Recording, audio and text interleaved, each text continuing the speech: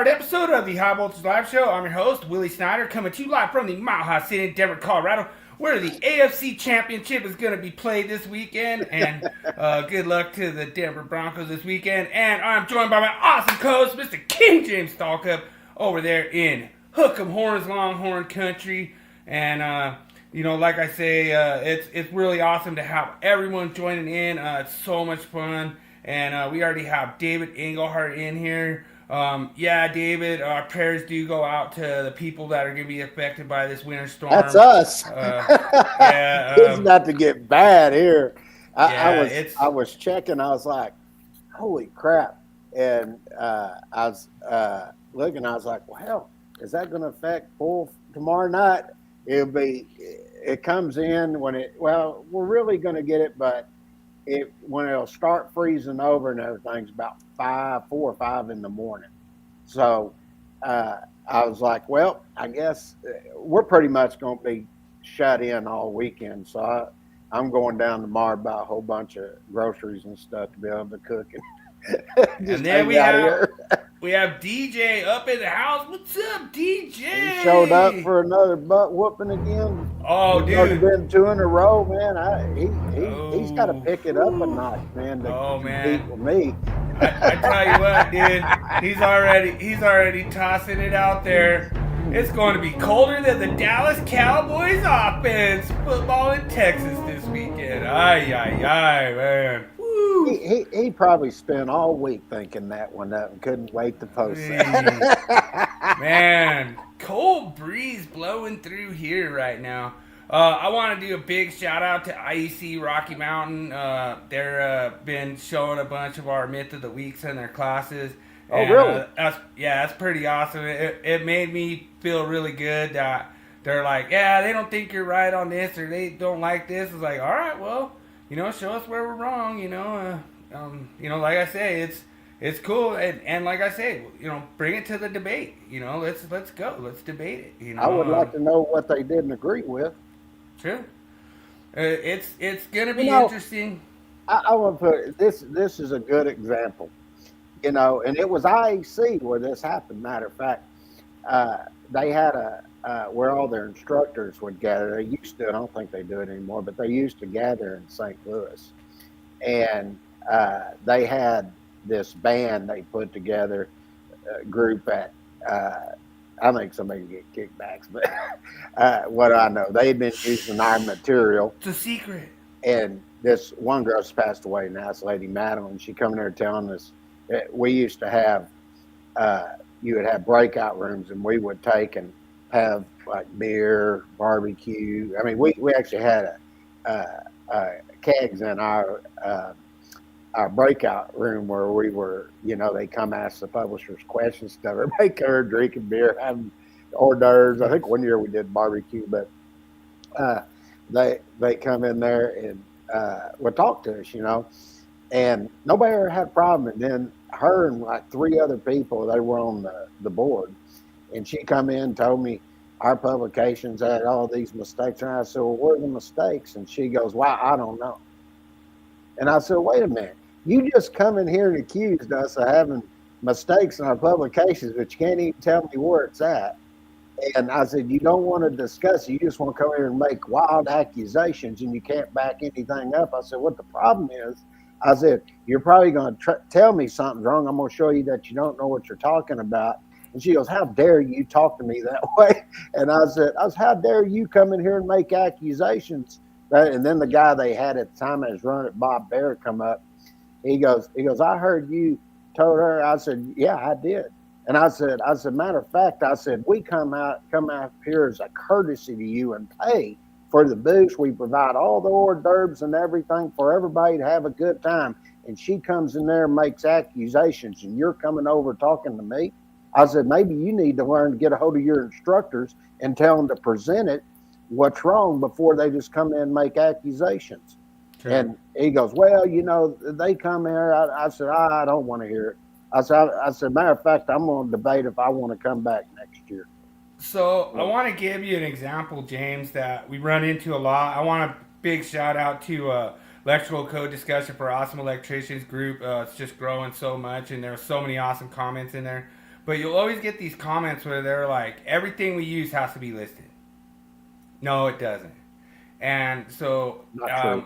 like we're gonna kind of run into that. We're gonna kind of go over that tonight, and kind of, I'm gonna be interested to see kind of what King James has to say on this, because, I'm sure he covered this code change. I think it was 320.30 securing, or it might have been 320.2 listing, and I think it says all staples have to be listed for Yeah, AC that was a cable. new change. Yeah. Right. So I know you covered it in your book, and we're always trying to get this opportunity to kind of get King James's code change stuff out there. But at the same time, it's like we kind of want to show what other people's code change stuff is too, because a lot of them.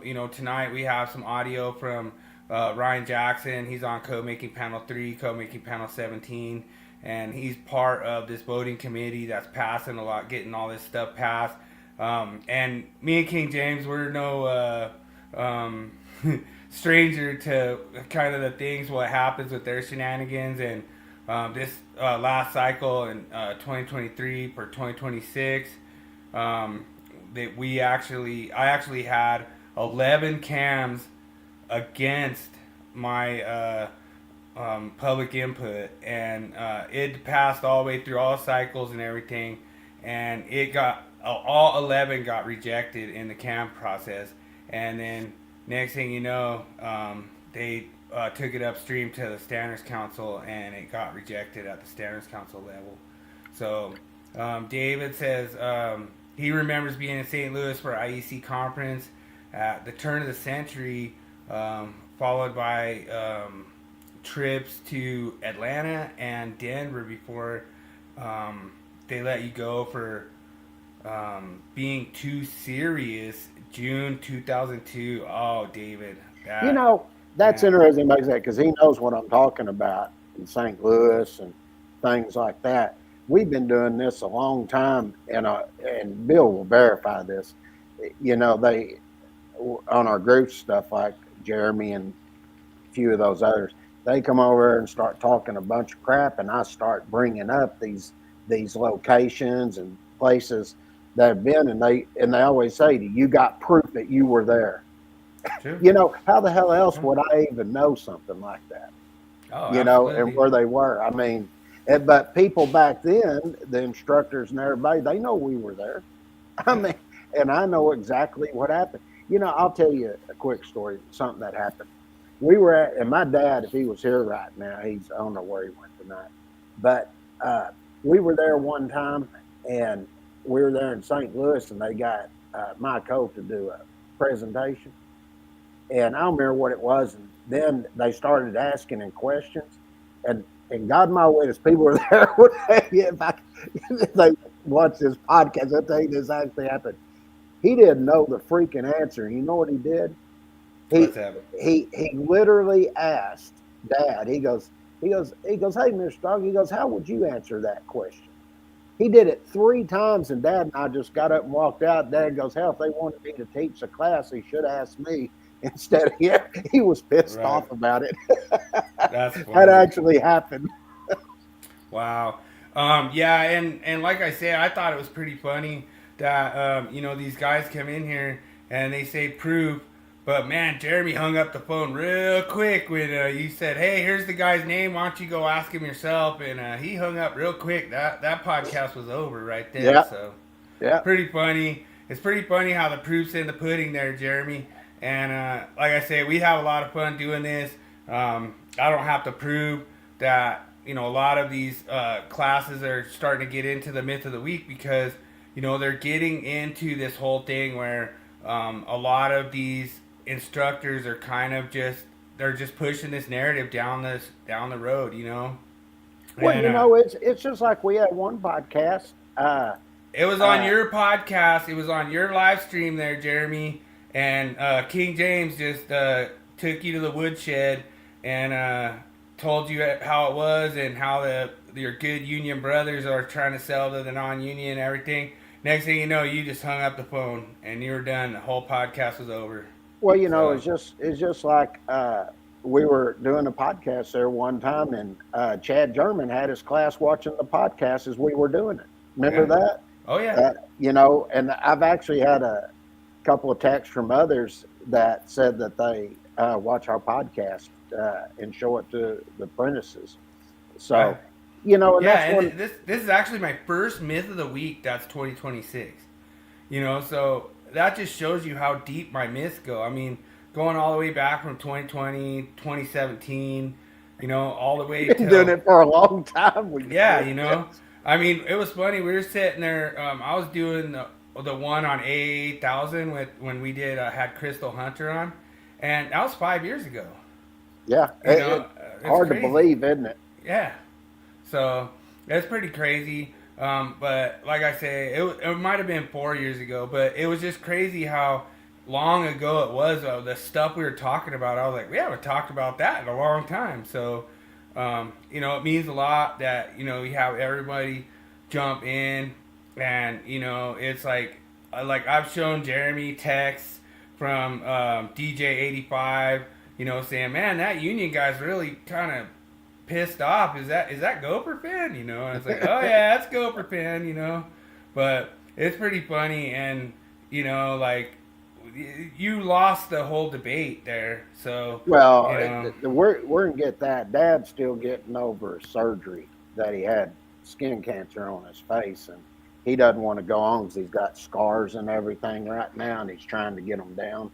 And nice. It's going to take a little bit. Yeah, he had 2 surgeries on his face. He had one all the way across. It went down here, and then he had another one on his nose that went around like this. And he just, I don't know, he had a real hard time with it. And what was funny was, what the worst part of the surgery was? He said it hurt him more than anything. Is on the side by his ear. They took some skin graft right here on his nose. He said that little something right there hurt more than anything. Oh yeah. Yeah, you basically lost. What was that? Like over an hour of him just getting his butt whooped by you. Sure, when you want to set it up again. Yeah, it doesn't matter. Pick your subject. It doesn't matter to me. I've already done this once with you, and went on for 2 hours, and everybody saw the truth. The truth will set you free, baby. That was true. Yeah, and like I say, King James has been doing this for a long time, and he has the best code publication on the planet, and it means a lot that now all the people that buy the continuing education for your 2026, 2023 renewal, you're going to get a free copy of the analysis of changes from the stall cups. So that's pretty cool, and the way they do it's pretty good, and dude, that's really cool that you met Senior, and Dad's Mike forever. Mike used to come to Dad's classes. I know this word. Dad don't even tell you, and that's why when you asked me the question there one time, has Mike been doing it fair? I was like, what? I said, hell, Dad's not even. I mean, next year, let's just pick any date, because he would have been doing it with his first publication that come out when he did his first one, was back. From what he thinks, he was trying to think back to it, and it was 1977. Oh, you know what I forgot to do? I forgot to do the music for Jeremy. Oh yeah, Jeremy, we kept records all the way back in the 1970s and late 70s and early 80s of everybody that show. I said, oh yeah, and back then, what was funny was he wasn't using the computers like you are today. When you were actually teaching a class, when Dad was doing those classes, he was actually doing them on transparencies, and you'd put them on the little overhead that shot up. That's how. And then they went to the carousel, and you'd take them down with your illustration, and then they'd condense them down, put them on little slides, and you would carry those with a projector, and you taught out of that. Then we finally got to the computer stuff. So yeah, we kept records of all of that. I mean, we've got about 5,000 boxes just sitting in storage with it all. I mean, really. Yeah. Don't believe the person that actually was there. Matter of fact, I guess you could probably ask Mike. He'll tell you, yeah, I used to go to his classes. Yeah. Yeah, no, it's pretty funny. Should we do the meme? Yeah, I thought you had an audio you're wanting to do. Oh, well, I'll do it for the myth of the week. I kind of think it's better tied in that way. All right, cool. All right, let's do the name of the week.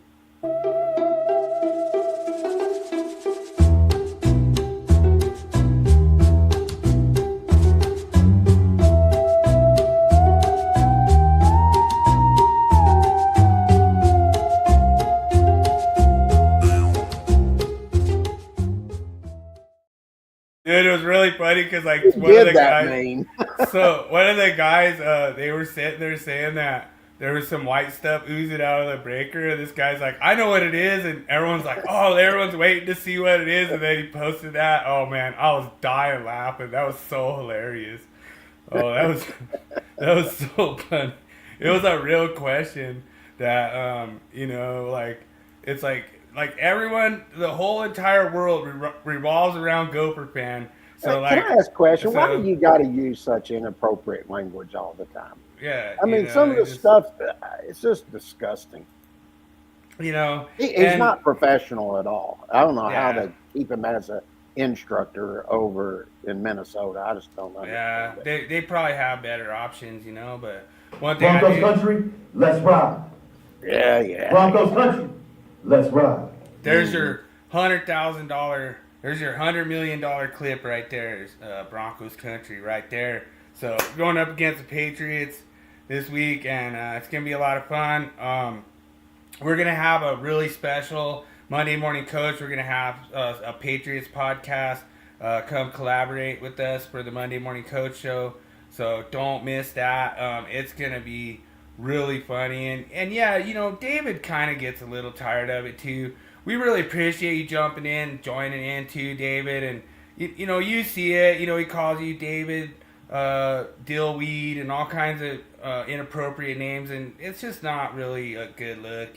I mean, so I just tell everybody just ignore it. That's the best thing you can do. I would, I don't know any functions in here where you can just keep them from coming, it just come in another name, so you just have to deal with people that act that way.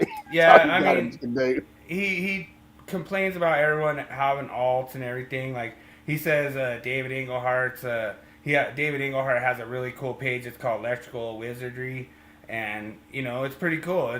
Like I like doing that. Like that, my page is Nat King Code.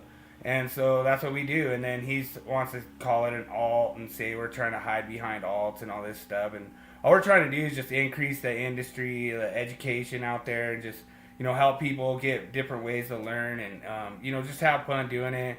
Like I say, it really means a lot. I told him, you guys need to go check out the Myth of the Week, because the way King James hasn't broken out, he hasn't broken out into separate segments to where all you can do, you have a Myth of the Week playlist you could go through, or you have a Topic of the Week playlist you could go through. So I've got quite a few videos I need to go back and do. I just had so much going on, I haven't been able to do it all.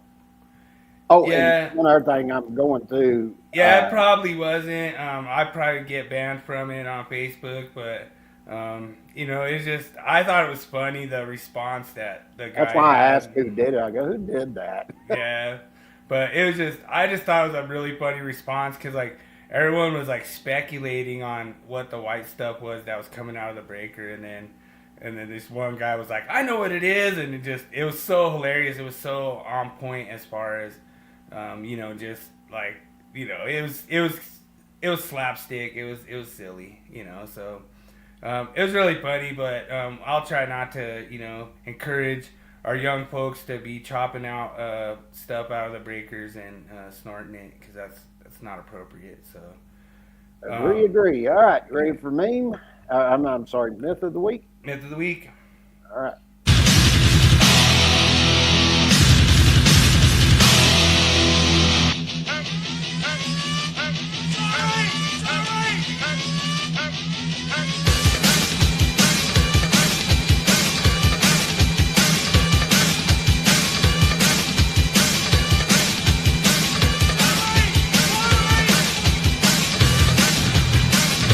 It's time for Myth of the Week.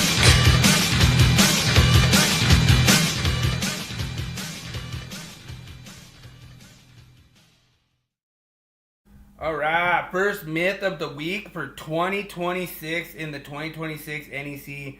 So this was really funny because I didn't even think these things existed, but you'd have to kind of like zoom in. But there is a UL stamp on these, and this is a listed staple. So I didn't even think they existed. I was talking to King James about this myth, and I was like, how would they be able to tell the listed staples from the non-listed staples? And I thought it was really funny because then I came across this. I was like, well, I guess, you got the UL stamp on it. So to me, this is like completely stupid. So this comes straight out of the 2026. This is a true statement that listed staples are required to be used if staples are used. So it's not like the code saying you have to use a staple, but if staples are used, they have to be listed for type AC cable. I think this is completely stupid. And it's really funny because Ryan Jackson was saying, "Oh man, nobody uses AC cable anymore." It's like, yeah, they do, and it's probably the cheapest and easiest way to do HCF. He actually said nobody uses AC cable anymore. Yeah, he's like, "Oh yeah, nobody really uses it," and it's like, yeah, we do. did it. Yeah, we did a job, and David's right that it's really funny. You'll see. We'll go in. Let's just go into the audio. We'll let Ryan explain this. Anytime you want to stop this, James, there's a little bit of hypocrisy in it. I kind of want everyone to see. All right. Number 2, cable ties have to be listed. Now, that's been in the code for a couple of code cycles, and you'll remember from a few videos ago, we also put it in Article 300 as a general requirement, so cable ties have to be listed. But here's what's new, and this was never required before. Hangers, staples, and straps. All right, so initially, they wanted to say support hardware must be listed. That's really what we're trying to capture here. Now, you can't say support hardware shall be listed, because what does that mean? Studs? Nails? There's no product safety standard for nails and studs, right? I mean, there's the ASTM standards, but there's certainly no UL standards. So you can't say support hardware because, where does that end, right? So hangers, staples, straps have to be listed. That was never required before, all right? So here we've got some listed cable ties. You'll recall that it not only has to be listed, but has to be identified for securing and supporting. And you'll certainly remember that 2S and 21S satisfies that rule, right? So these things can be used. But here's the bottom line. Hangers, staples, and straps. They do make staples that are listed. A lot of them aren't. And we can debate whether or not they should have to be. It is just kind of a little piece of metal, right, that you drive into a stud. Does it really need to be listed? Give me a break. But now it has to be a listed product. So the one thing that I like about this, and you'll notice this real subtlety, James, is that whenever Ryan's talking, when he likes to change, he'll be like, "Oh, what we did here and what we did there and what we did here." Now he's going, "What they did and what they did." It's not him anymore. I think it's code making panel 6 that's responsible for this. But it's just really funny how it's like, "Oh, I did this and I did that and I did this." Then when he doesn't like it, he's like, "Oh, this is what they did. I didn't have anything to do with it." It's, I don't know. Yeah. A little bit. I believe that they make uninsulated staples that are listed. You guys in Massachusetts that are watching this, you guys love your insulated staples. Most other parts in the country don't use insulated staples, right? We just use regular old steel staples. Now, I have seen some of them that are listed, right? And you have to use them now. What else has to be listed? Awesome, well, David. Fittings for connecting cables to enclosures or equipment. This was ultimately already required anyway. It said, cables and fittings have to be listed. So I think this connector already had to be listed, so no news here. Really, what's new is the securing and supporting stuff that has to be listed, right?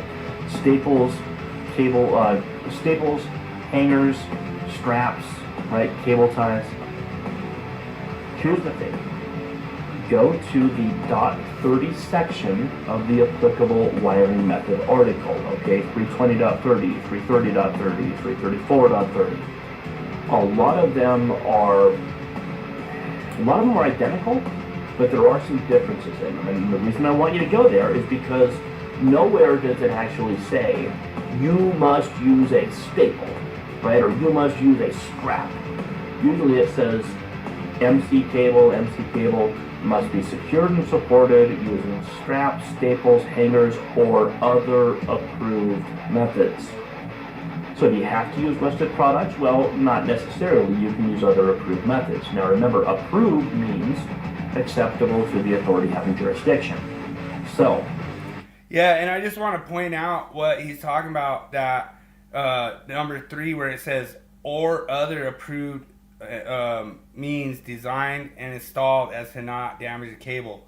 So a lot of this, to me, if you ask me, is it's overreached by the code making panels. It's overreached by the National Electric Code. I don't see why you need to put this all in there. To me, honestly, I think it's just overreach. To me, honestly, I wouldn't use a staple. I've been doing primarily commercial for the good majority of 30 years, and if you told me I had to use a listed staple, I have used staples on AC cable before, but if you told me I had to use like a listed staple, I'd just use a screw and a one-hole strap. I want to share something here real quick. Okay.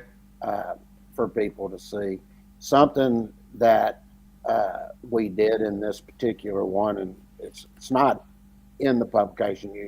This is an online course. Yeah, he's talking about his publication there, Jeremy. So you might want to just pay attention so you can pass it on to your class. Well, one of the things that we did here is we went in and we put all the different types here for you, so you know what types they are and what they're used for. And then we come in and we actually talk about the type designations here. We've got a tab, and then we also have a table here to show it. And then we talk about what the usage and importance is by using these cable ties, because that's where you're going to get in and you're going to start looking at all this different stuff. And a lot of people are not going to be real familiar with this stuff yet. So we decided to come in, and this is actually, I'm setting this up to where it's going to tie back in with everything that's done in the .30 series, so everybody knows exactly what took place.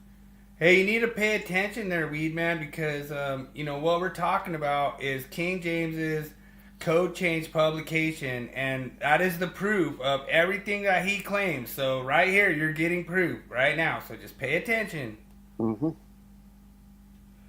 So that was pretty much that for that audio. But I just wanted to kind of go over the whole, thing as far as, from a code making standpoint, from, Ryan's not on code making panel 6. I believe code making panel 6 is responsible for that. But, that's kind of my point. And it means a lot that David says he learned from that. And, dude, that means a lot, David, because, like I say, this is my first ever 2026 myth of the week. And a lot of people are like, no, staples don't have to be listed. And that's what I was saying too. And even hearing it, I'm still like, what's the point of that? And, so I'd be interested to see kind of what some of these, things that, you scratch my back, I'll scratch your back, getting this into the code. Because to me, honestly, I don't really see a staple being that important to be listed. That's just ridiculous. Well, and that's one reason we like having the podcast, so we can show things and everything. That's the first I've heard of that audio, but he referenced 320.30, 330.30, and then if you come here, I've also got 334.30, and right. So everybody could see. But we had already covered this in our code change publication. The other thing Yeah. I wanted to point out here is to sort of show this is where he was talking about those insulated cable staples there. Mhm.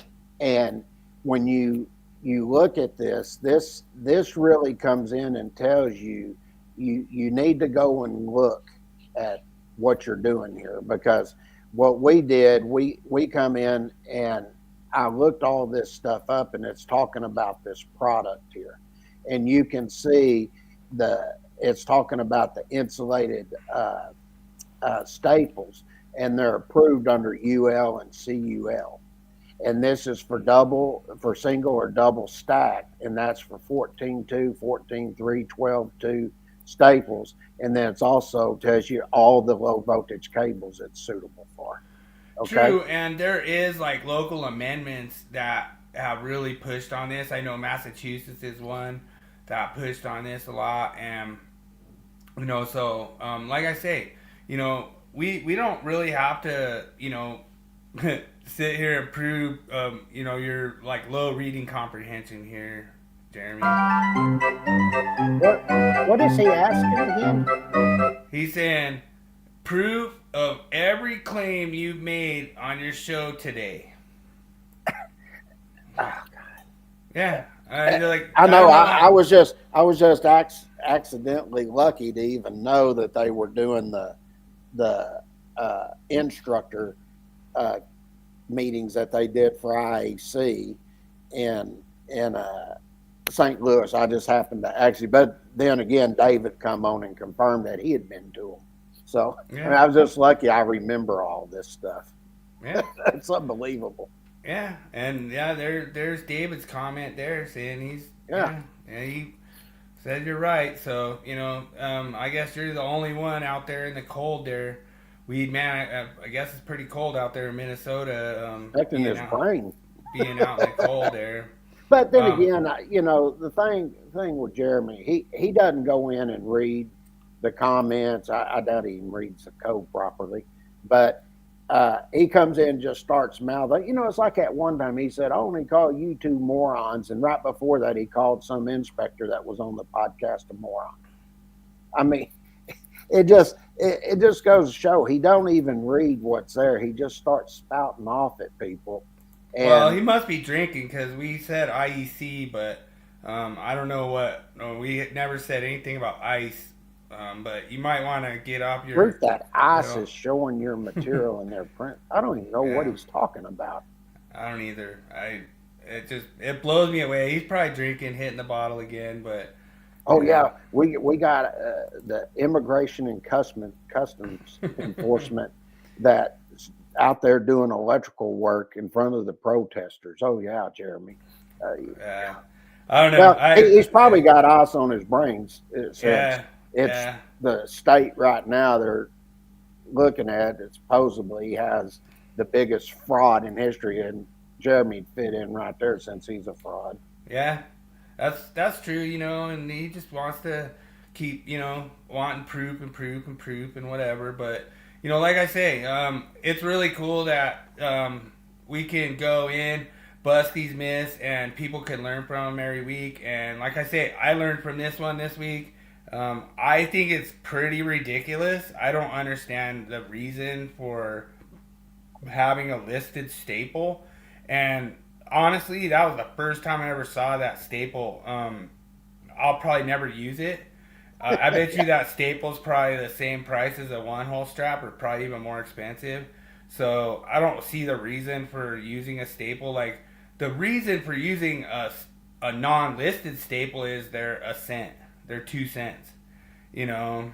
So if you're making that same strap $1 or whatever, then I'm just gonna use a one-hole strap. So I don't know. It's really cool to bust these myths, and thanks so much for all the students out there. The guy that the apprentice that's working with me right now, he's been learning a lot, and he's in first year class, and he says that they all love the myth of the week. So that's really awesome. And like I say, I bumped into one of our previous guests, Reese. So big shout out to Reese out there at DIA. and she's gonna come on our show again, and we're gonna find out if she got her master's or if she's still J-Dub. But it's really cool that we could have all these people kind of like friends of the show and everything. Like, they come up and they take notes and stuff. Like, I sit there and talk about what the myth of the week is. A lot of the myth of the week comes from people on the job site and stuff. We're talking about apprentice questions. Like, a lot of times apprentices are asking questions, and it means a lot. So like I say, dude, there's so many people that love myth of the week, Jeremy. Even you, because you show up every week and try to comment on every single part of it and try to discredit it unsuccessfully. And like I say, what do you not agree with on the myth of the week? You're trying to say that you can have unlisted staples? Is that what it is? You just want to be like contradictory to everything we do, or what? Because that's the only thing I could think of. But like I say, it's just really funny that Yeah, don't worry about it. Yeah, like David has a really good point. It is really ridiculous. And like, if you go back and look, David, at the picture that I provided for that staple, it actually has UL stamps on the actual staple. Like, you have to look really close. But it's really funny because I was telling King James when I first started talking about this, I'm like, how are they going to be able to tell a listed staple from an unlisted staple? But the one that I provided in the picture for the myth of the week is actually a listed staple, and it has UL stamps on the part that you hammer in. Now, who knows? You hammer it in too much, and then, next thing you know, they're like, oh, that's you damaged the UL, stamp on there. Like, I don't know. To me, it's just weird. I don't know. It's pretty bizarre, but, so, yeah, you argued that, EBSE is required to still be GFCI protected when hardwired, and it's not. Standards Council ruled on that, so, that one got busted, so. All right. Yeah. So, with that done, let's roll into tool of the week. The topic of the week. Finally, after 2 weeks. Not getting to do it. All right, we got you.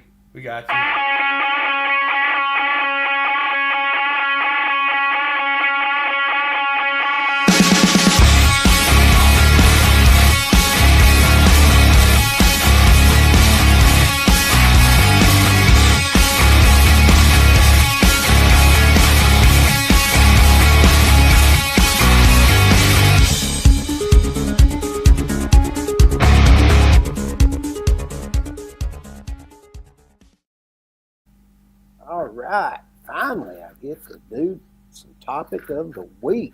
So David has a really good point, is what standard they're listed to. So I would say it would have to be in like the support hardware, but that's pretty interesting, David, because Annex A, that could be something to look at. I information that I found. Let me go back and look at that real quick. Give me just a second, because I don't think, I'm trying to remember what I was showing there, if they actually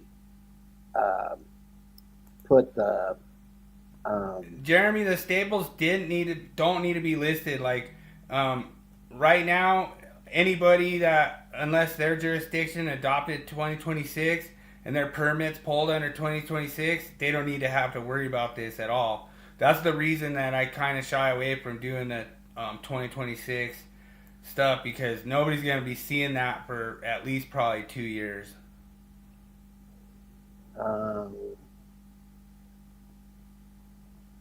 That's why I think it's ridiculous. I was trying to find, they didn't put the UL standard, what UL standard it was. I will get an answer for you next week. That's fine. I'll find out. I think it's interesting because we're trying to point out that a lot of these code-making panel members are signing off some of this stuff, and they're not getting the correlation. And so that's interesting, David, that you bring that up, because I'm interested now too. I will look and find out exactly where that was, because I'm not 100% sure. Yeah. Okay, let's get back to this. All right, so they added a new definition for line to ground, and all this is to put a term in the National Electrical Code that to clarify that it has a broader application. Okay, so what they wanted to do here is make sure that when you're looking in the code and you're referencing different things, that when you have line to ground, that it is nothing more than an electrical connection, which is between a current carrying conductor and that's other than a grounded neutral conductor and equipment grounded conductor. Right. Okay. So they're just doing some clarification here. There's nothing to really get in depth about. We did put some stuff in this illustration to go a little further with it, with some sections you would look at to clarify, to know exactly what line to ground is. Yeah, and to be honest, I think that this is kind of clarifying a little bit, because a lot of times when you have like your short circuit is not going to be like a line to line, it's going to be a line to ground. Like typically you don't have a line to line fault. It's going to be. That's correct. It's going to be a ground fault. So well, they even did the same, because you got three of them. You're going to have line to ground, line to line, and then line to neutral. Oh, gotcha. Okay. So when they look at line to line, they're just clarifying here that this is a reference point that is between two current carrying conductors other than a neutral. That's all they're clarifying. And then when you get line to neutral, what they're clarifying here is this is a reference between a current carrying conductor, which is, of course, other than what? A neutral conductor. And I would say when I'm looking at this, one of the things that we tried to do is point out different sections and different articles you need to look at. So we have a lot of references here. So like here, we're telling you in this particular installation here, you got the line to neutral.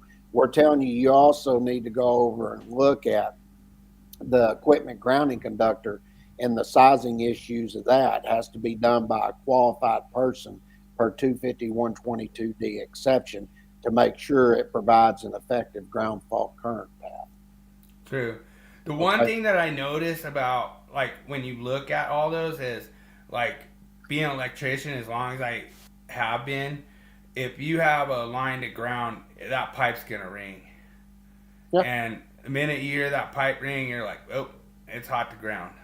Mm-hmm. And you're not going to hear that pipe ring, then you're like, oh, we probably got either a line to line. Usually a line to line is just a massive explosion, and then like a line to neutral is a pretty decent sized boom. But and all they did with these three, they just put three terms in here in the definitions of Article 100 for some clarification. So there's no misinterpretations. Gotcha. Okay. And they did the same thing here with the luminaire. All they wanted to clarify here is that when you have a luminaire, it's a light source that's within a luminaire. Okay. And one thing that they want to point out here is that this could be within a luminaire, and it may be a receptacle. And doing this helps clarify that certain luminaires do not connect directly to what? The branch circuit. True. So it depends on the type of installation that you're doing here. So I could, a luminaire, it could be a table lamp, couldn't it? Yeah. Sure. So what we did here, we even drew out here when you're getting into 30 volt or less lighting too. We drew here the oscillating transformer. We drew exactly what that transformer would look like. And then we show the panel that's here that controls all this lighting. Right. Okay. So when you get out there, some people's never seen this stuff before. So what we try to do is put different types of lighting that you'll see out there. So we got the 30 volts or less, we got the electric discharge lighting, recessed lighting, and incandescent lighting. So this gives you an Yeah. idea of what you see out in the industry that's being used mainly. You're probably not gonna see too much electric discharge lighting anymore. And like I say, usually they're like what they have like some really awesome LED conversions. What I've seen, and what's really awesome is you take that HID and you just take the lamp out. Don't even have to take the ballast out. Don't even have to do anything. Just screw a LED right in. That's right. And so that's really cool. Then the incandescents, they're kind of almost the same way now. Is basically the only thing you want is just that shell. Or if the incandescent, like a lot of times the only reason that they reuse those incandescent luminaires is for like rustic history, like their I don't know what you call it, basically nostalgic. And so then what you do is you just go screw in a nostalgic LED lamp into them. And so, that's what's really cool is this made it really easy for a lot of electricians out there that, you just know like, hey, you just need to screw the right lamp in. As long as it's rated for the voltage. And the great thing about this is these different types of lighting and stuff that's on here, we're giving you the sections you need to go look at. Oh, yeah. So, Yeah, and nobody else is doing this in yeah. their publications. That's why we like to show all this stuff. And then for the overcurrent protective device, what they did here in this particular change, they added a new informational note. Okay. Well, actually, they added two of them. And what they did in informational number 1, they added that in order to help clarify the use of the new term as it relates to past definitions of the NEC. And then note number 2 was added to clarify the reference to the new 240.7, which we actually have that in the code, in our code change book too, and tie it back to this. And this is where you have those type of devices that are specifically suitable for protecting branch circuits, feeders, and service conductors. Well, you kind of made a little mistake in there because you should have pointed out those as being outlets. Yeah. Mm. Yeah, I don't think we're going to make that type of mistake. All right. Now, this is, you're really going to have to pay attention to a lot of stuff that took place here in this particular one. When you look at a pull here, let me explain, because you're not seeing the definition here, okay? Mm-hmm. But what they did, they made a revision here, and this was to help clarify and also help aid the user with all the additional specific installation types that are referenced in the definition and those that are going to be excluded from the definition. So when they added the new informational note number 1 and number 2, they're both 2 new terms. This was to help clarify that the term that you will see, which is leisure river attraction, this is a type of pull, and it will be subject to the applicable provisions in Article 680. Then they added informational note number 2, and this was to help clarify what is not considered a pull and was removed from the main body of the definition. So when you look at the stuff and it starts talking about exclusions, what they're going to tell you is that not all water containing structures are going to be classified as pools. Okay? So bodies of water, that's a term you need to sort of get used to hearing, bodies of water, okay, that are incorporated as part of an industrial process. This would be places that you would need to consider. And then they're also going to tell you where you also have lakes, lagoons, surf parks, or any of those type of natural or artificially made bodies of water, that those are going to be excluded from the definition of a pool. Okay? True. And when you look at these, where would you pick these up? That's the question. So all these exclusions here, they're going to be addressed separately in Article 682. Gotcha. Okay? Well, and see, that's the thing that a lot of these guys, like, everyone always asks, like, hey, I'm getting ready to take my test. You know, what preparation class should I take? And, you know, we're trying to kind of do it through this podcast a little bit, because what you're going to look for is you're going to look for that charging language. You're going to look for those words that's charging in the question, what they're asking for, because this is going to be something that's going to go on the 2026, and they're going to try to fool you on this, because they want you to know, is this a pool? Is this an artificial body of water? Is this a marina, a boatyard, dockyard? There's so many different things this could be, you know? Sure. And when, you know, a lot of this additional information I'm talking about here, where you're going to go and you're going to start picking up that information, is where we had the room to do it, is actually on the online course. So, yeah, it'll be a course, because that's the only way I can put it all in there. But we took and added all the additional things. If I took and put all that text in there with the illustration and everything else we do, that publication, hell, it'd probably be 500, 600 pages, right, with all the additional information. And we ended up covering, what was it, 218 changes. So that gives you a little idea of what we're actually getting into. Everyone in Colorado will get all 218 changes this year. You will not be getting gypped on any changes. So I'm just giving you guys, it's the Willie for the people out here, you know? Yeah. Got you. So this one deals with your communication service point. It's a brand new definition. And what they're clarifying here is that the communication service point is the designated location where the communication server provider's network, and this could also be known as the outside plant, but this is where it connects to the premise wiring or inside plant.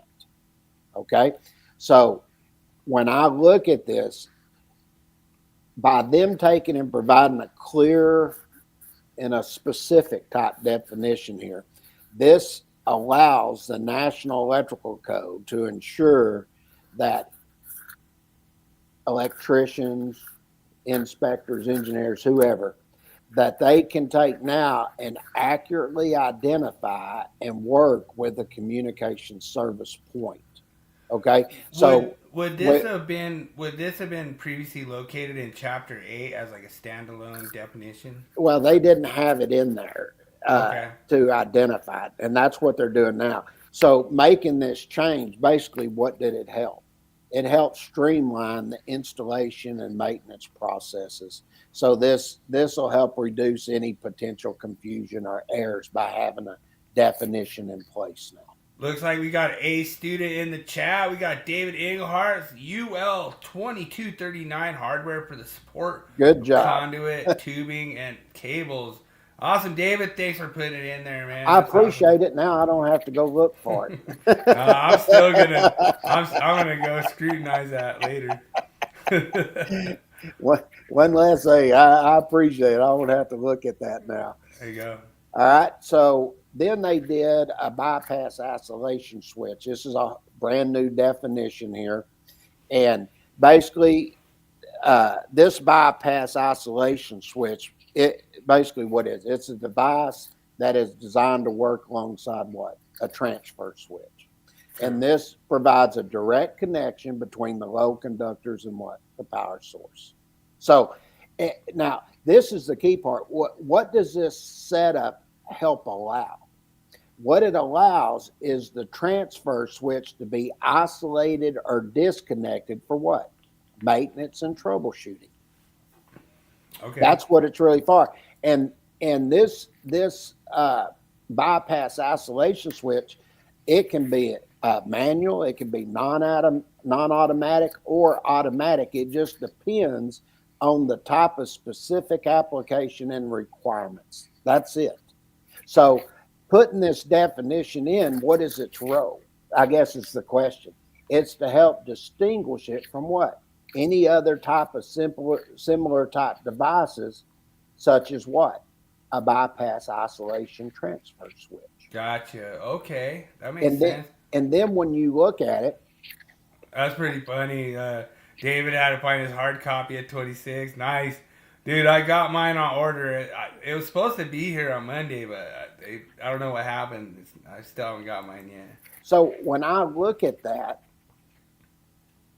having this type of switch, it helps eliminate what? Any potential downtime during maintenance activities. True. And when you look at the functionality of a bypass isolation switch, where is it most critical, and what type of environments where continuous power is going to be essential? That's going to be in places like hospitals, data True. centers, and industrial True. facilities. Yeah. So basically, the switch is designed how? It's to help ensure safety and reliability while you're maintaining operational efficiency within those type of facilities. That's basically what it's for. And maintaining electrically safe work condition for your electrical workers. Well, yeah. Well, that's part of the maintenance and all that other Right. stuff. Okay? So that takes care of that one. And then you come in and you look at a transformer secondary conductor. Okay? Brand new definition. And basically, they put this in, and it's to help define it as what? A conductor that's other than what? A service conductor. And this True. originates where? At the secondary winding terminals of what? A transformer. True. So putting that in, that definition helps distinguish it from your other types of conductors. Now, when you look at this, with this definition, they basically are clarifying here that they're specifying the origin and function of these type of conductors. And with this new definition, basically, what did the National Electrical Code do? They provided a framework for the proper identification and application of these different type conductors. And this takes and provides a distinction that, in my mind, would be critical for what? Maintaining compliance and ensuring safe electrical system design. Now, when I look at that and I look at the clarifications of that, basically, since they put this new definition in, this is for people to know why they really did it. This definition is going to help address scenarios where transformers include secondary protected devices that are not listed as what? Transformers. That's really what they're doing here. Yeah, So, and I agree with that because you don't have to 100% protect the secondary conductors. You can protect the primary conductors and then have the secondary conductors just be protected by that upstream device. So as a good example, what does this change clarify? Basically, it's going to ensure that such configurations are accurately categorized. okay. So as an example, say I have a transformer with a secondary circuit breaker is classified differently. Okay. As a conductor on the secondary side is considered a feeder rather than a transformer secondary conductor. Okay. That's a good example to think about. Yeah. And one of the good examples you have is you have like a delta to delta, right? Yeah. So you have like a 480 delta to like a 240 delta, and those breakers that's on the secondary side, they have to be 250 volt rated. Mm-hmm. And a lot of those breakers aren't 250 volt rated because they only see 208.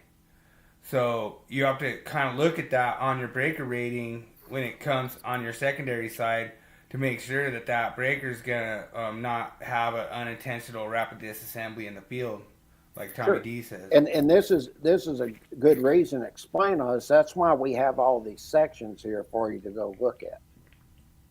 And we also take into consideration. We tell you it's one thing to look at 1,000 votes less, but you still need to look at it over 1,000 votes too. And we give you the sections for both of those. Nice. Okay. And Dude, then I'm really missing the topic of the weeks, man. I'm sorry. I'm sorry I cut you off for so many times. there's a lot of information that we've Yeah. added into this for people to look at. Nice. And then they added a whole brand new definition for wiring device, and what you'll get familiar with because they have a new Article 406 where all this is tying in. True. Okay. So what they did, they just made a new definition here for the term wiring device. And basically, what does it refer to? It refers not to being an outlet. yeah, not being an outlet. It refers to an electrical type device that's equipped with a yoke or designed for use with flexible cords or cables. That's basically what it is. And when you have those type of devices, what are they there for? They're connection points to facilitate the flow of what? Electrical current. True. That's it. Okay.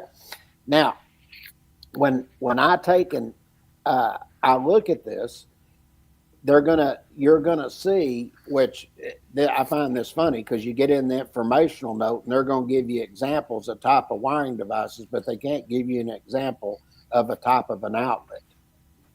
True. For the they shot me down on that and said it broke NFPA code rule blah blah blah section so and so, but here they're doing it. We've showed that twice for a wiring device and an appliance. And there's going to be ratings on a wiring device and no ratings on an outlet. Sure. And then when you look at the examples, these include what? Attachment plugs, receptacles, and general use switches. And when you look at these type devices, they're normally found where? In residential, commercial, industrial settings. Then you've got additional settings that are put in there, or additional examples. You got pendant switches, surface switches, you got dimmers and electronic control switches, and those type of control switches also fall under this category for what? A wiring device. And basically what did they do? They basically just highlighted these type of different devices and their versatility and their importance where you're using them in our modern electrical installation designs now. True. That's it. Yeah. Okay. And then that gets me through this week, and I will tell you this, that gets us all the way through looking at all the definitions that were added in the 2026 code that we felt were important for you to know, because it's going to correlate with new articles or other sections and stuff that happen in the National Electrical Code. Well, I think that's awesome. I feel bad for doing all this like controversial things all these other people are saying, all this time and kind of cutting out your topic of the week. But it means a lot because like the apprentices are really going to benefit from learning like what these code changes are for, why they're for. And the thing is that, there's certain things that the code does that's really good. And some of those definitions are really important to know. Sure. Like my apprentice, like, man, I hit the breaker and I heard a loud ring. I'm like, you got to hot to ground, and then you can just check that with your meter. Like we were talking about it one night. It's like you check that with your meter, you can find out where the ground fault is. I will tell you this: when we finish the online portion for the 2026, I promise you, there will be so much information in there. It's almost like information overload. And you will be able to go in there and research and find all kinds of information that you're not going to find from any publications, or you won't even find it from our publication. You actually have to have that in a course to get the type of information that we're going to have available to y'all. Well, and just to give a big shout out to everyone out there, Willie did it for you. I got you guys the 2026 code change PDF when you purchase the stall cup. It's going to be awesome. Yeah, so pretty good. All right, let me go. I got my illustration of the week. Sorry, I Yeah. didn't post any of them this week on any of the groups. I That's cool. got busy with a lot of other stuff, but I did put them together. So let's take a look at what the illustration of the week is this week. And what this is going to get into, this is sort of showing you, this is from the Transformer publication. I will tell you, go look at all them others. They're not going to show you this stuff. I like to bring stuff on here that y'all haven't seen. So you'll see right away, just looking at it, that it's a Delta connected transformer. And we're showing how to, we have it for a Y system too, but we're showing you where you got unbalanced current flow. And how do you go about looking at doing that? You know what? I bet you use the Pythagorean theorem. But one of the things we come in here and show you is, look, we give you some amperages here. We tell you the A phase is 70 amps. We tell you the B phase is 100 amps and the C phase is 90 amps. Okay. And we show you how to do it to find the current in L1. Okay. And this is your phase A. All right. And then we show you how to find it for B and how to find it for C here too. We show you the calculations that you'll use to do each one of these. So if you want to calculate the other three or the other two, have at it. But we're just showing you one, and we're showing you you got the B phase and C phase. You're going to take the B phase, which is 100 amps, and you're going to square that, and the C phase is 90 amps. You're going to square that. And then you take 90 amps times 100 amps, and you're going to get the value there. It's 9,000. And you're going to divide that into the 18,100, and that's going to give you 27,100. And then you square that one, and it's going to tell you the current in L1 for the unbalanced current flow is 164.6 amps. Nice. So I got one for you, James. Mm-hmm. That this is going to be great for all the apprentices out there. What's your neutral load in a balance system? Like if it's like, let's just say. I thought you were answering it. Well, I'm just saying like this is for like an unbalanced, but I'm saying if you have it balanced and you have like 10, 10, 10, like 10 amps on each phase, what's the neutral load? It's balanced. You already said it. Yeah, it's zero. It's all balanced. You got 10, 10, 10. There's nothing to do. Yeah, so basically there's really no need to have a neutral unless you have an unbalanced load. Yeah. So, dude, David's on it. Dude, yeah. Y'all listen to David, but, dude, I asked my apprentice, I was like, all right, I got a load on, A phase, 10 amps. I got a load on B phase, 10 amps. I got a load on C phase, 10 amps. I was like, what's the load on neutral? He's like, 30. I'm like, nope. No.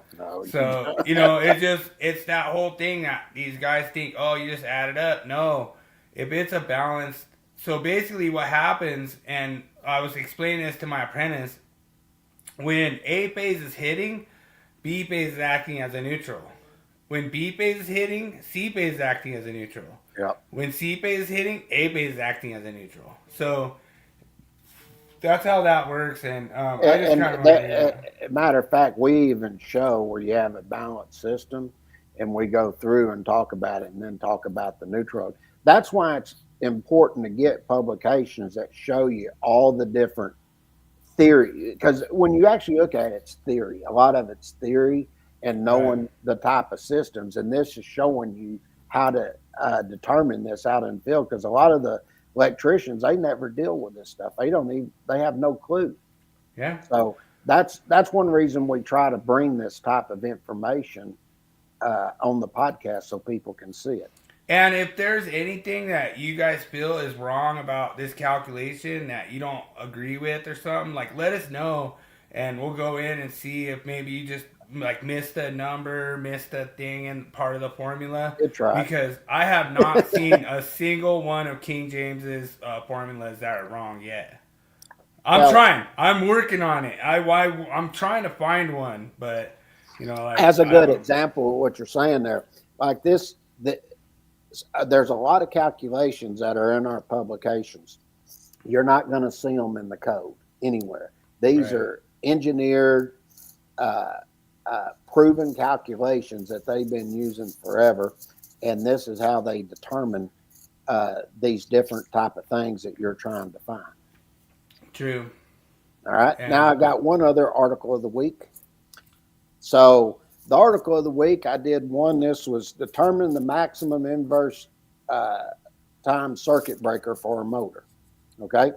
And one of the good things is, like, when you're looking at this type of stuff, one of the things I showed a while back, matter of fact, let me go and grab it real quick. It's not showing the calculation. Ooh, David has a good one about. So that would be what would be in 2023 would be 220, but in the new code it'd be 120/61. Say about the neutral load. Oh yeah, this is 2023. The reason I'm not doing anything 2026 right now is because other than the code changes I'm showing, is because most states are not going to adopt it till September. So I didn't want to get into that. You know? Yeah, I think we're August here. In August, yeah. Yeah. I think the state of Texas, I think they start September 1st, I think. Don't hold me 100% to that. I'm not 100% sure. You know what's funny about it, though, is that we adopt in full except for amendments. So, like, basically, we never did this till 2020. But we always adopted the code in whole. And then starting 2020, after the 210.8F, now we found out we can adopt it and just hold out whatever we don't like. Yeah. So now in Colorado, we adopt the 2026 in whole, except for blank, blank, blank, blank, blank. Right. You know? So that's pretty cool.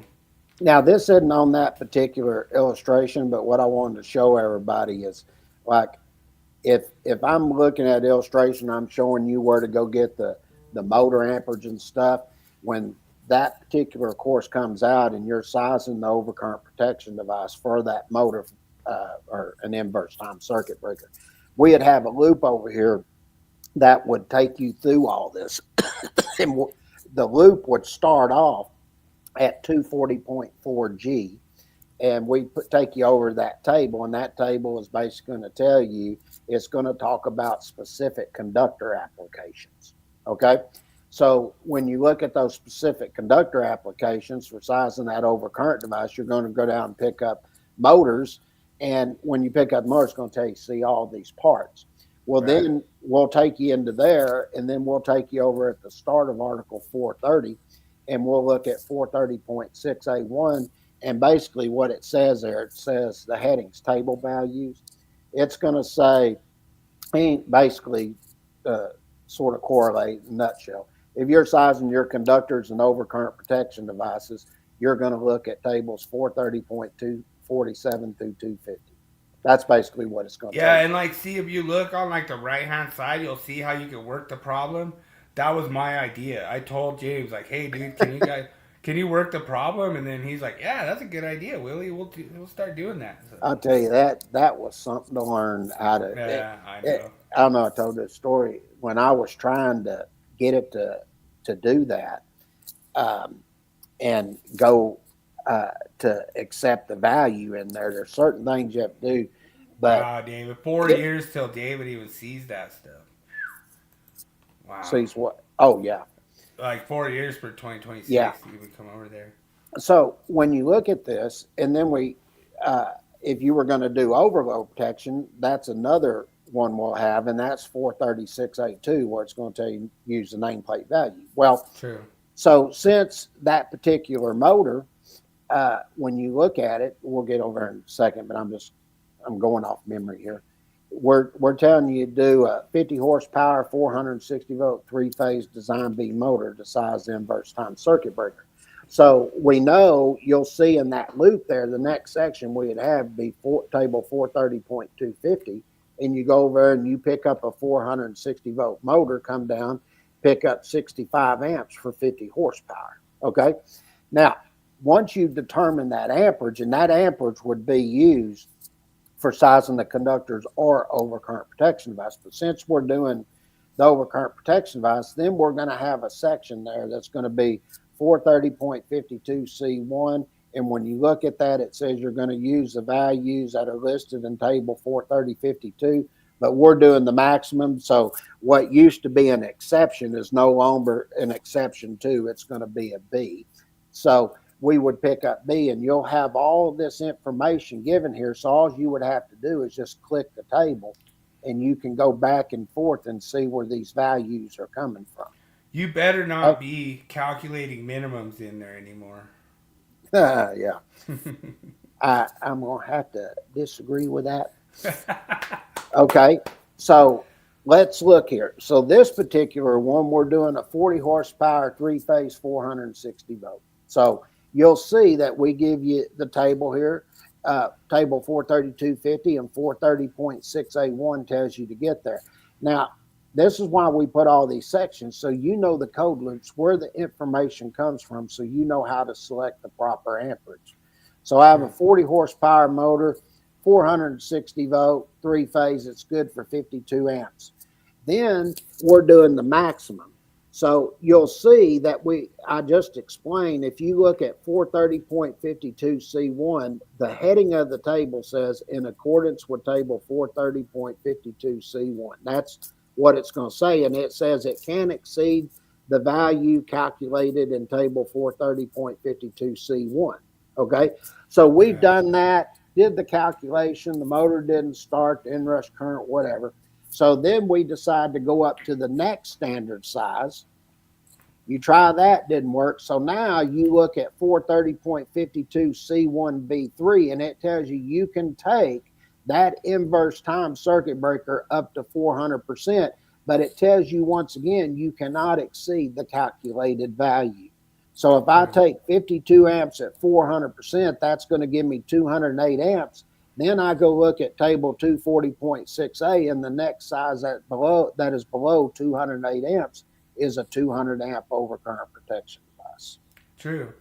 And one of the things I want to kind of just say is I don't want people to be overwhelmed by this. This is exactly what the code is trying to get you guys to do. And this is how you find the correct answer. So it's not that, you're like, oh man, you can't put a 52 amp conductor on 200 amps. What you have to do is you have to follow, just like what King James said, through the steps, step by step, and trust that is the right answer. That's exactly the way that the code making panel had told your dad how they thought it should be interpreted. And so this has been passed down from generation all the way through, and it's right. It's not wrong. You're like, oh man, I'm not putting 82 amps on a whatever, It's so dumb that these people are like, oh man, I'm not trusting this. I'm not putting 80, I'm going to run a 3-aught for 82 amps all the time. Like, what?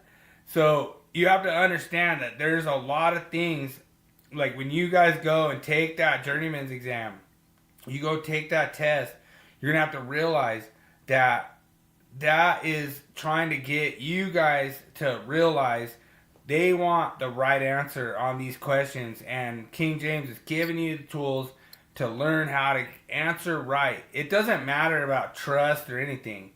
If NFPA had any kind of problem with King James or the stall cubs, they would have taken care of it a long time ago before now.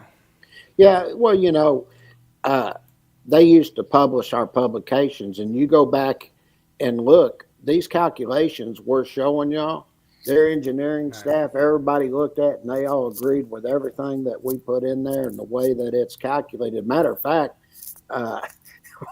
we had one engineer, I'm going to say who it is, but he called Dad, and he told Dad, he said, he goes, looking at these, he goes, this makes it so much easier to understand because y'all lay it out with all the sections and everything. He said, I can follow along. He goes, I understand what y'all are doing here. He goes, and he said, he goes, going through edited this, he said it actually increased my knowledge level. Yeah. So, and we said, well, we appreciate the comment there, brother. Yeah. Dude, I mean, like I say, we've had guys in here that come in and just say, you know what? It's like right on. David Englehart, man, he learned about, 320.30 this evening, and 334.30 says same thing now. Yeah. I mean, they have ones where they have NM strap conduit, or they have NM cable supports that are just a piece of, the NM sheathings like screwed in. Mm-hmm. And guess what? That stuff's still hanging up there. It hasn't fallen down, anything. Like, so for it to be like a listed thing, I think is a little bit of a reach. But at the same time, it's like, to me, I've seen some stuff, some cable and conduit supports where I'm like, really? How'd you think of that? Like, wow, okay, and is that listed? No. But, we have to move on from Willie Jackerson. That dude's just a different breed, man. He does stuff way not even close to code, so we can't be dealing with that. But no, it's really awesome that everyone joins us. And should we move on to the tool? Is it tool? Tool of the week. Yep. All right.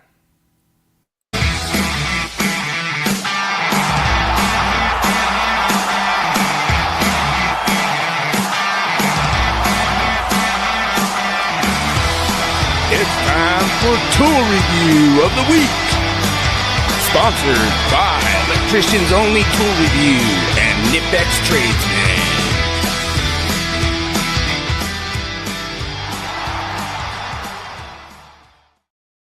So this is really awesome this week. This is kind of a little bit of a follow-up. Initially, I used this like Milwuakee knockout set, and then they actually added this addition to where it goes from 2.5 inch all the way to 4 inch. So basically, the set on your right goes from 1/2 inch all the way to 2 inch. And then the set on your left goes from 2.5 inch all the way to 4 inch, and it's really cool. Like I had to warm up to it, but this is a battery powered knockout set, and I'm not used to it. I use my impact on my knockout set, and everyone's just like, "Oh, it's so cool!" But this is even cooler, and this is total next level. It has pretty much everything. You'll see on the left-hand side, they have the shaft that slides over the thing to fit like the larger dies. Pretty much everything's included on both of them.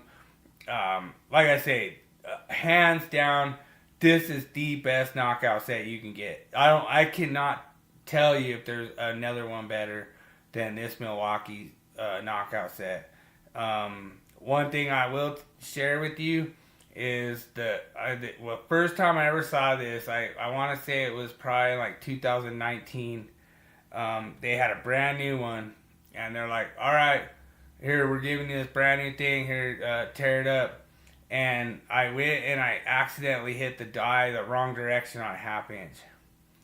I don't know how it punched it, I don't know how it got off, but somehow it punched it reverse. I had, like, instead of having the cutting jaw facing the one way, I had it facing the other way.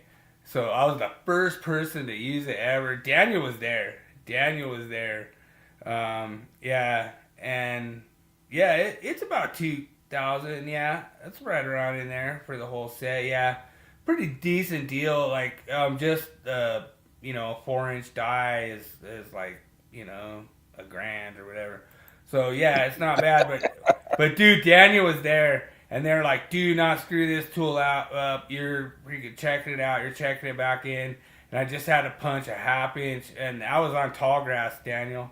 And I went and I used it first time ever, and I popped it through, and I was like, oh crap, I spun the die the wrong direction, Somehow it punched it, and if I would have did that on 2 inch, I probably would have smoked some shit. I probably would have stripped the threads, but it is what it is. Like I say, for this to be a tool that's been out there for this long, I want to say probably in the neighborhood of probably like 7 years, 7-8 years that this has been out, and now they just add the 4-inch in there. So that's kind of why I want to do this tool review, is just to show how cool it is. It's battery powered.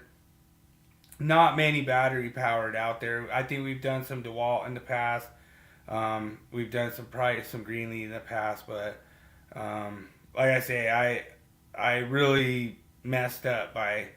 Actually, David's gonna correct me. I think it was a 7/8, but you know, What's quicker? yeah. I would say half inch, isn't it? Yeah, so David makes a really good point because so what we're gonna do is we're gonna just take like a carbide bit with like a 7/8 and do like our hole saw, or do you drill a 3/8 hole and then pop it to 7/8, you know? So I don't know. Honestly, David, I would say that I would just rather just use a carbide bit all the way up to about 1 inch. Like everything up to 1 inch. That's when I'd start using this. Honestly, I think a 7/8 is a waste of time. So, really good comment. But like I say, this is the full meal deal. $2,000, can't go wrong. You know, never go back. But like I say, fully recommend it. And like I say, Daniel, he already priced it out. He tried to buy one for his tool belt and decided $2,000 was a little steep. So we'll check out the Maverick machine. I know you'll love this. This one is for you. This one's for you, King James. This one's perfect. For years, man tried to create artificial intelligence. On this segment, we find out, is AI smarter than King James?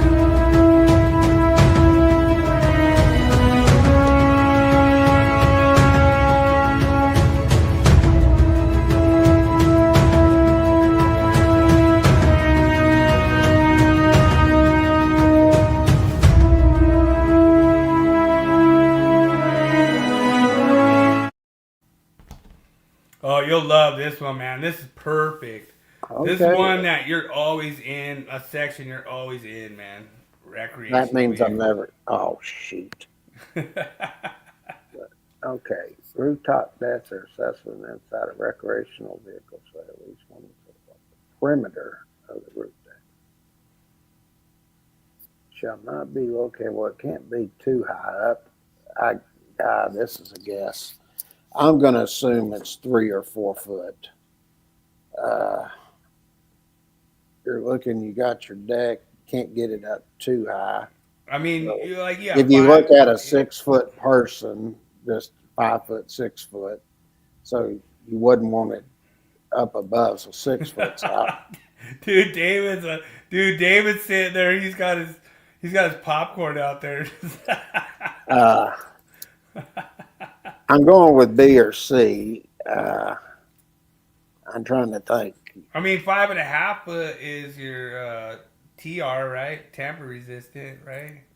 Yeah, I think you'd want to be below. I'm going off base of person's height here is what I'm thinking. So they want to have access. So you got a rooftop deck. I'll go with C. I'm not 100%. I know it's an Article 551, but it's 3 or 4. It's got to be. Ooh, David's going 6 foot. Oh, I went 4. We have a challenge here. All right. As David hasn't seen this segment yet, but we're gonna ask ChatGTP when we'll see who has the closer answer. I think ChatGTP might get it right. Maybe. I don't know. We'll see. I think ChatGTP is gonna agree with David. We'll see. Let's see. All right, there's ChatGPT. So that's the whole point of Maverick's machine, David, is we're asking the AI what AI, and he just copies and pastes it in there and then asks AI.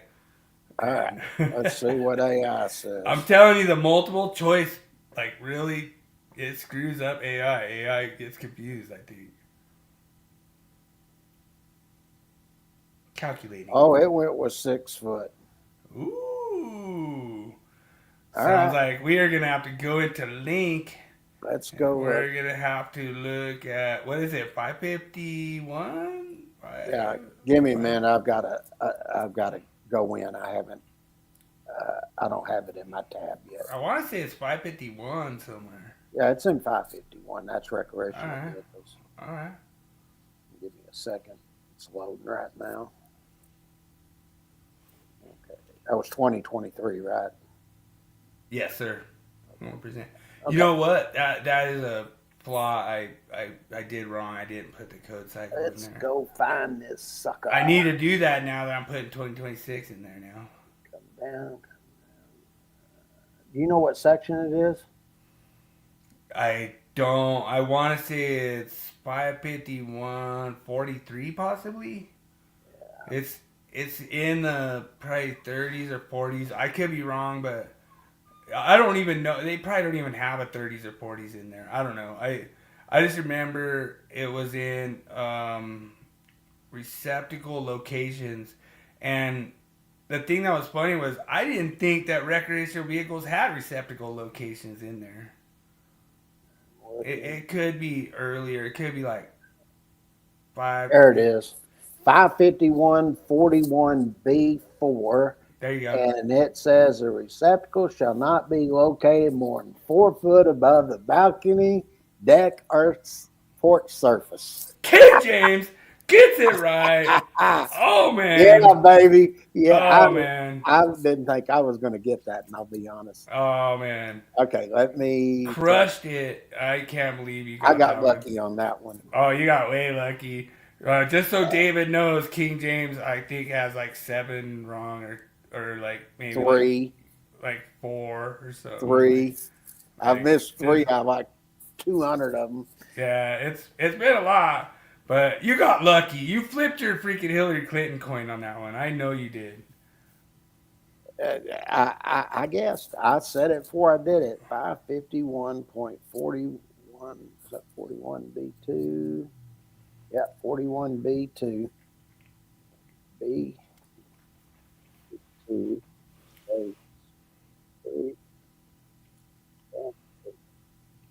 It's kind of a stupid code because, like, I'm not going to have, like, I don't know. Like, if I have let's just say I have a recreational vehicle, I'm going to go put, I'm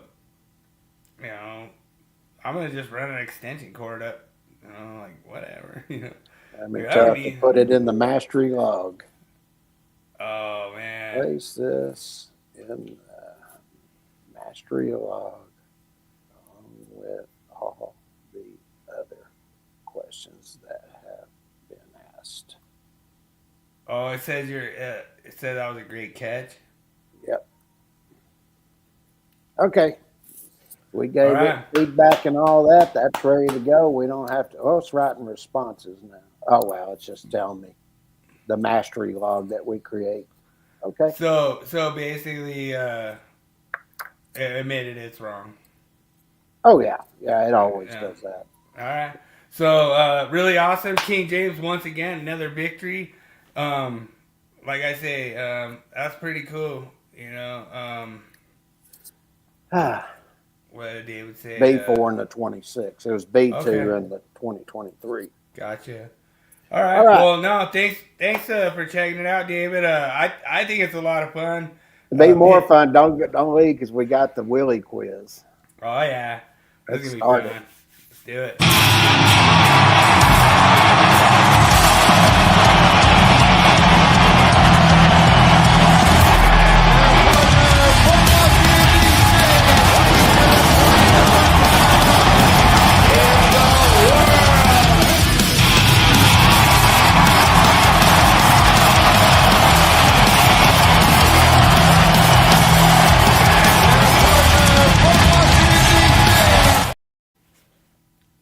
Yeah, David probably never seen me work out before. I'm not in my workout clothes tonight, but no, you'll love this one. This quiz is about Pony Express.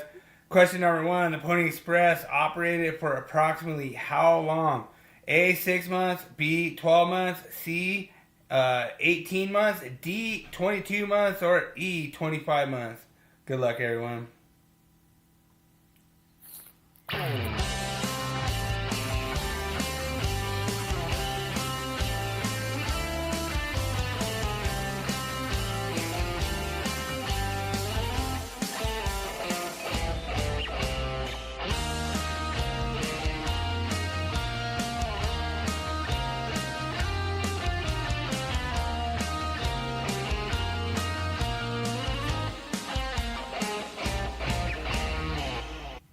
Dude, David's not a fan of the intro? Oh, man. Come on, man. Come on, David. I'll tell you this. My dad's a big Western guy.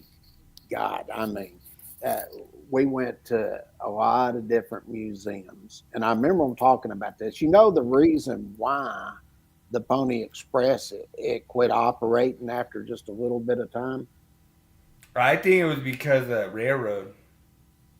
That it wasn't the railroad, but one of there were two main reasons. One, they didn't make any money off of it. Everything they did, they lost money. And the reason, because they had to change the horses out so often. True. A lot of people don't realize that it was like after probably 10 to 15 miles, something like that. But the people that were on the Pony Express, they also the drivers and stuff, they wanted people that were light. They wasn't heavy because of the stress it put on the horses. And okay.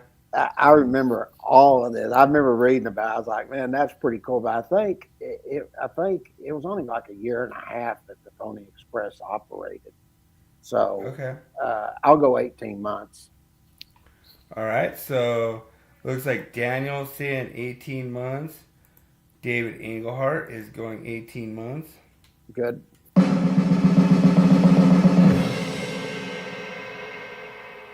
We have one correct answer for everyone in the chat. It is 18 months. Awesome. All right, question number 2. What was the primary reason that Pony Express was shut down? Was it A, it was too dangerous? B, it went bankrupt due to low mail volume? C, the transcontinental telegraph was completed? D, the riders were drafted in the Civil War? Or E, the railroad was completed? Good luck, everyone.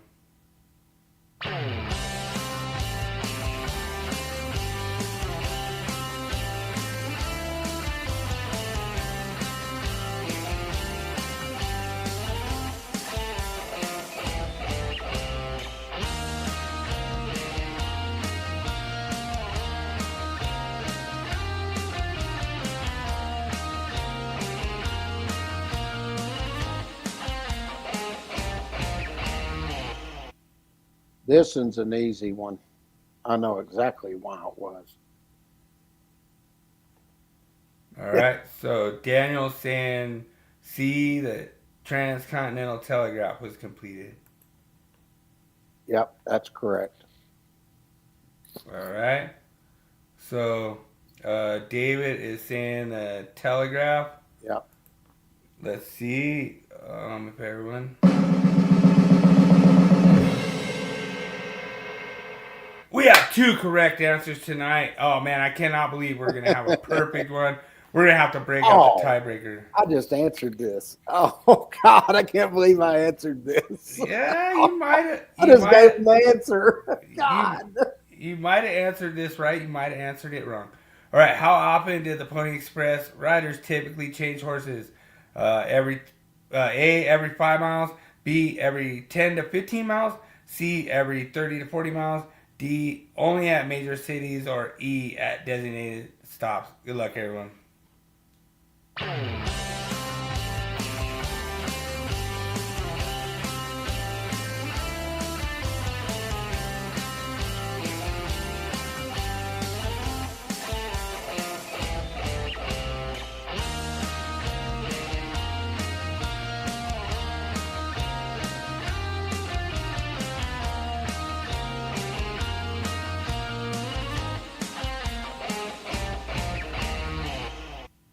Well, you All know right. I'm going with B. Looks like you're gonna copy Daniel, huh? All right. Just go ahead and copy Daniel. Are you okay with your decision to just copy Daniel on every single answer? And then look, now you're copying David Englehart, man. I cannot believe this. This is ridiculous. We have 3 correct answers tonight. I cannot believe this. We're going to be having to break out the tiebreaker. Damn. Which of the following statements about Pony Express riders is true? Most riders were former Army cavalry. Riders had to weigh under 125 pounds, including the saddle. Riders were paid extremely well for the time. D. Riders carried firearms at all times. Or E.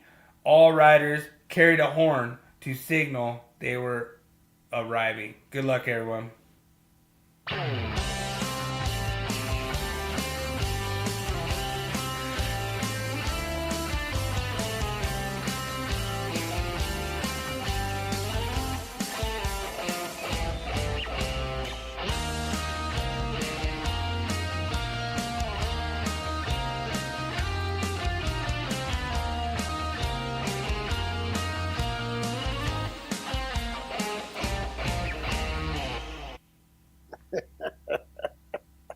Dude, you need to like shut up at the beginning of the quiz, man.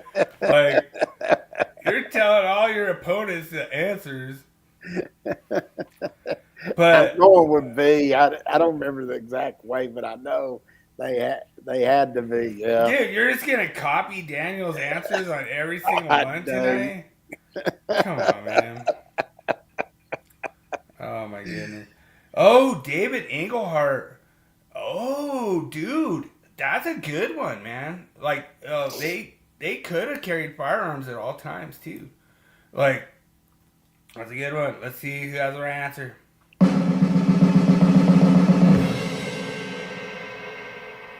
And we have our first miss by David Englehart. Actually, there was riders that didn't want to carry firearms because they thought it would be a symbol of aggression to like the Indians and all that. But it was funny because riders had to weigh under 125 pounds, including the saddle. So that was a prerequisite. But that's a good one, David. Like there was a lot of them that carried firearms, but it was funny because there was an incorrect statement. I did a podcast about the Pony Express.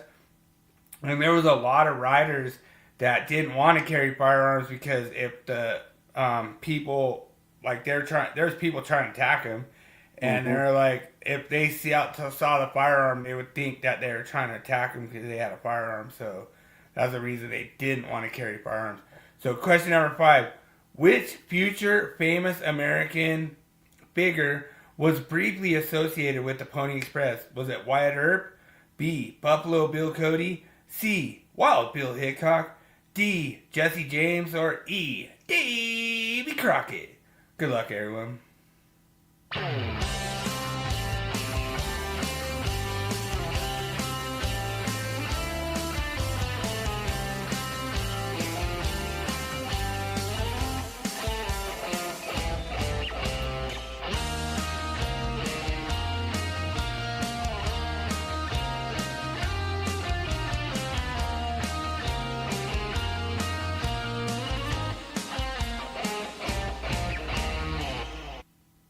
Well, I know this one too, so I'll wait for everybody to answer.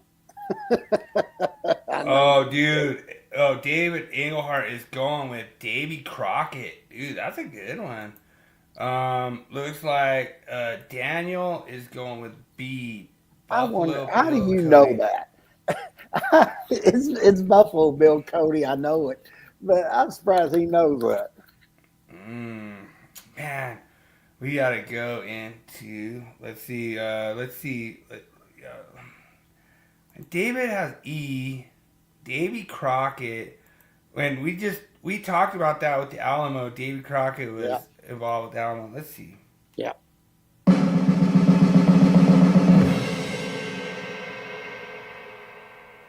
The answer is B. Buffalo Bill Cody.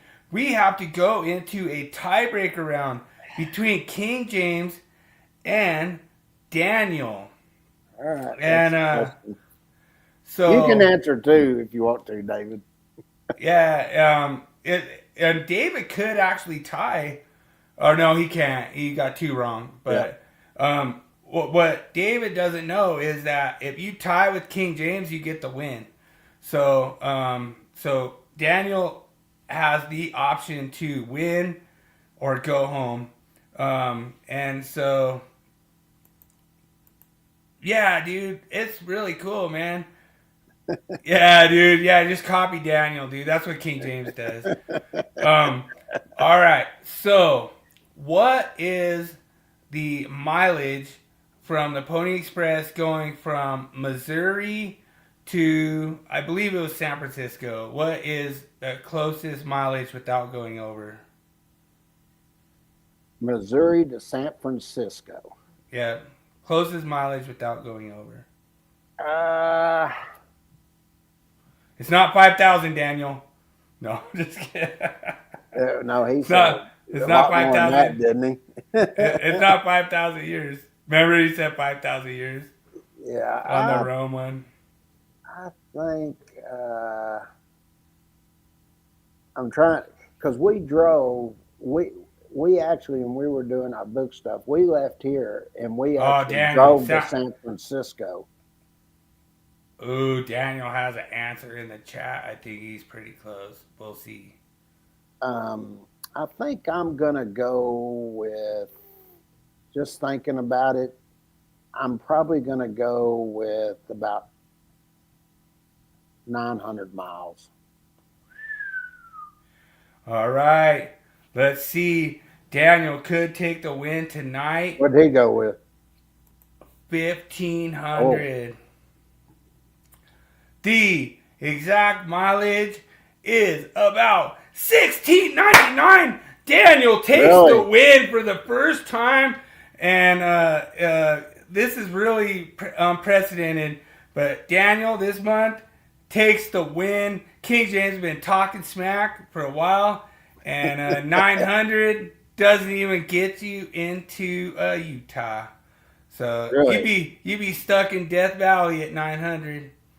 But yeah, so pretty cool. I had to research the tiebreaker because I was worried about a tiebreaker. Since I was trying to take mileage off from when we went and drove there. I was like, well, so and so. I'm trying to remember how far it was. Yeah. All right. Well, as always, tradition has it. Adam, thanks so much for making me the intro. Adam made me the intro, and it was so cool. It's so funny. Like there was people that didn't like it. Who was it? Who was it? David Englehart, and he says the Willie Quiz intro freaks me out. So here's cheers to you, David. Adam appreciate you. Appreciate you. Yeah. So it's about 1979. So yeah. So yeah, right. It's about 2,000 miles from Mississippi or from Missouri to San Fran, but like I say, I want to say it was like in about 1,600 from what the Pony Express was, but all right.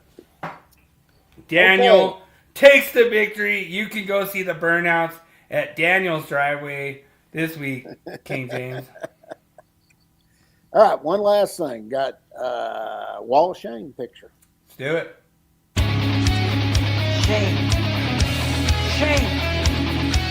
Shame. Shame. Shame. Shame. Shame. Shame. Shame.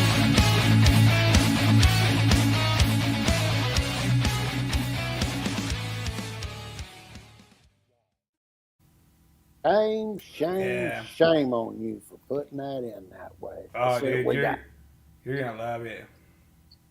The hell?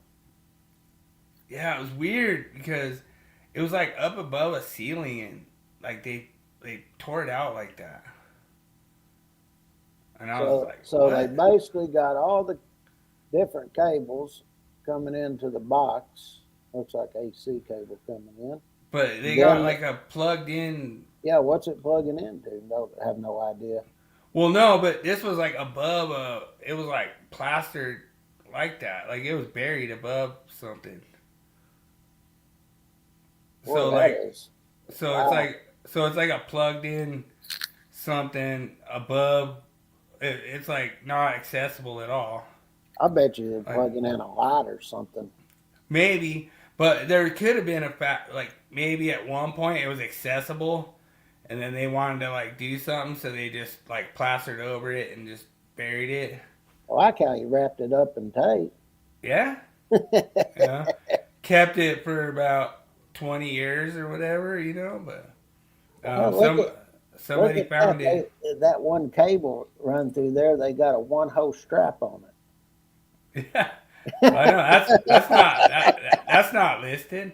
But you'll have to ask Paul Nichols about this on the Electoral Wall of Shame group. He's the guy who submitted it to find out. There was like 0 likes or nobody even saw it yet. Nobody asked him any questions about it. But to me, honestly, it looks like it was buried above it, like a hard lid. And they had to like take it out for some reason, and then he's like, "Look what we found here." Wow. And it's funny. I always tell my apprentice that, like, I always do the King James. Looky what we have here. Looky. What we got. That's so funny. It means a lot. Thanks so much everyone for joining us. It's so cool. I put There you go, Daniel. One last one. This is a request from Daniel. So anytime we lose a quiz, I gotta play this for at least 20 seconds, So I'm like, all right, Daniel. And then what he says, I have to make like a Dallas Cowboys joke. And it's like, all right, Daniel, 2026, the Dallas Cowboys year. All right. I'm gonna remember this if they win next year. I'm gonna pull this episode up. All right. Yeah,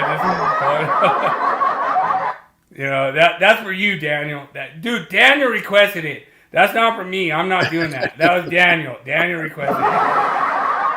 Dude, I'm telling you, it's not me, man. It's not me. That's from Daniel. So I'm just being straight up honest. It was a lot of fun hanging out with you guys tonight. Means a lot doing these podcasts, especially like when my apprentice is like, "Hey, did you know we're checking out the Myth of the Week at IEC Rocky Mountain?" I was like, "No." I was like, "That's awesome." And he goes, "No, dude." He goes, "Yeah, it's a lot of fun, And so, yeah, dude, we have an edition of Daniel's Super Bowl picks. I'm going Broncos, Rams. Broncos win it. That's my picks. I don't know. King James might be different, but the Seahawks look pretty tough. I'm picking Seattle and Denver with Seattle winning it. Yeah, that's pretty good. Oh, Daniel. Oh, dude, you just stole my pick, Daniel? You stole my pick before you... Oh, dude. All right. I want the Broncos to win it all, but Seattle, they look pretty good. They look pretty good. So you're thinking the Broncos are going to go? Mm-hmm. All right. That's what I'm picking. All right. Well, thanks so much. One more time, Daniel. So this comes down to anytime you're in a disagreement, boom.